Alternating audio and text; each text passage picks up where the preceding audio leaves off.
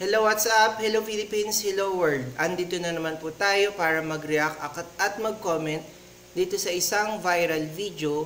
Sa tingin ko naman viral video to kasi about ito dito sa investigasyon kay Rodrigo Duterte dito sa Senado.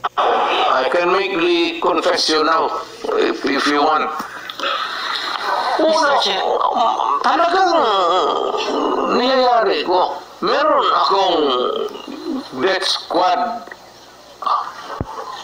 Death squad. Pero hindi yung mga pulis. Sila rin yung mga gangster. Inamin niya na meron talaga siyang death squad. Ito nga yung kumalat dati sa balita na Davao Death Squad.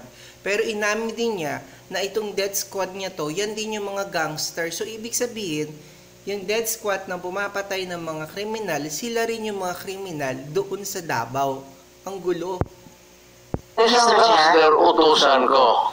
Patayin mo yan, kaya kung hindi mo patayin yan, patayin kita ngayon. Banggit nyo, may sarili kayo. So ayan, ibig sabihin, nilagay na talaga nila yung batas sa kamay nila. So ano nang ginagawa ng due process? Ano nang trabaho ng mga pulis? Ano nang trabaho ng mga NBI? Kinuha na niya lahat.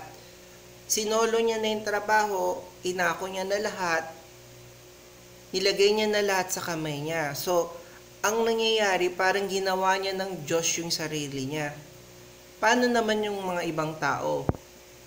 Yung ngayong tinayo na hit squad, is that what you're trying to tell us? Para hindi po tayo kami nalilito po. I mean, can we be very clear? Hindi naman Sa salitang ano po ito? Sa salitang diretso. Opo. Hindi naman death squad. Basta alam ng tao sa Davao na nandyan ako. At magkamali ka and you commit a heinous crime. At walang mapuntahan yung agrabyado. Ako yan. Yung structure nung... So, yan. Inamin na niya nga na ganun nga nangyayari. So, ano yun? Bale, ikaw na ang magpapapatay? Imbis na dalhin mo sa due process at ikaw ang namamahala, ikaw ang leader, ikaw ang katatakutan. Pero hindi dapat, ikaw ang papatay. Tinalo mo pa ang demonyo sa ginawa mo hindi Diyos. Kasi hindi gawain ng Diyos ang pumatay. Demonyo ang pumapatay. Tinalo mo pa ang demonyo sa ginawa mo. So, diba? So, ibig sabihin, heinous crime is structure na crime, heinous crime, krimen. So, ano yung ginawa mo? Hindi ba yung krimen? So, dapat pala ikaw din ang papatay sa sarili mo. death squad niya iyon. Structure against crime and criminals. Ibig sabihin, ano po yung setup? At sino yung pitong yon na miyembro ng death squad Fight nyo? crime. No sir, yung pangalan nung sabi nyo, at pitong tao na nasa death squad nyo. Mukhang patay naman sila lahat, man. It's okay. So, yan, ginagawa pa rin yung comedy, itong investigasyon. At dininay niya rin agad, di ba, na hindi naman daw death squad talaga. Ang gulo ng isip niya. So, di ba, ganyan talaga yung gawain nila Ganyan yung gawain niya, katulad yung mga sinabi niya dati, nabangag si Marcos, kinabukasan, sinabi niya, hindi niya naman sinabi. Marami siyang mga sinasabi na after a minute or after a day, nagbabago yung statement niya. Sir, ano pong mga pangalan nila? You know, when I was mayor, it's about 43. I am now 73. For the life of me, I cannot remember the name. May rewards po ba? Paano nangyaring hindi mo matandaan ang pangalan? Ipinagkatiwala mo yung sarili mo sa kanila. Kasi, naging utusan mo sila para pumatay, makakalimutan mo. For sure, yung pangalan ng mga magulang mo, hindi mo makakalimutan. Since birth yun may utang na loob ka sa kanila. Ganon din sa mga taong to, malaki rin ang utang na loob mo sa kanila. Yung 7 taong iyon kapag nakakapatay Ay, sila. hindi ma'am, mayayaman yung mga, maraming gago na mayayaman sa Davao. Hindi mo O siya rin ang umamin eh, maraming gago na mayayaman sa Davao. Ano nangyari?